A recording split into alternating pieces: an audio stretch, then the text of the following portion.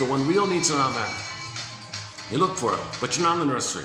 How do you look for something in the present when you're not in the nursery, but your unconscious is look for what's missing back in the past? In the present, you're not in the nursery. So how does that work? Well, the brain does association, conscious or unconscious association. The breast milk's supposed to be stimulating and soothing. Well, how do you do it in the present? How does that work?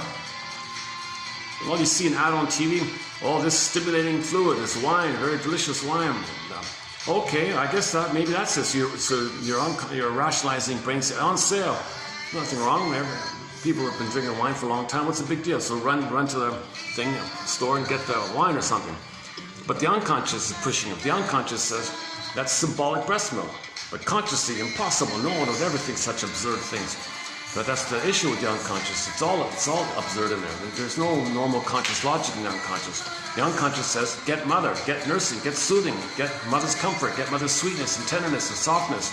So in the present, you look for symbols of those things. No symbol of those things can actually be it. So enter the repetition compulsion. You search, fail, pain comes up, search, fail, pain comes up, search, fail, and you're in this kind of looping thing. Now every time you search, there's a hope, so it pushes back the pain. Pain comes back, hope. The hope pushes back the pain comes up, and you're in this mode like this. It's considered addictive because you're dependent on it, you have a compulsive over-dependency on it, so that's why it's called addictive like that. Addictive behavior, addictive substance, addictive material. It could be food, it could be smoking,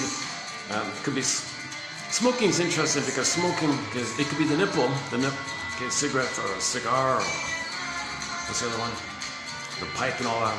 It could be symbolic for the thumb, because the mother didn't nurse, the baby turned to his own thumb. That's sad, right? The baby, that's abuse. The mother doesn't nurse. Or the rubber nipple, also abuse. Anyway, so the cigarette might trigger association for the missing nipple. That's part of it. Okay, the other part of it is it's a tranquilizer. Apparently the chemistry of the tar and the nicotine functions as a kind of a numbing, tranquilizing thing. So you get the hope of mother, and you numb the pain of mother hurting you, but you get like a 2-in-1 kind of thing, but it's very harmful at the same time. You're harming yourself because you're harming your mother, because you are angry at the mother. So these kind of things represent both good mother, bad mother.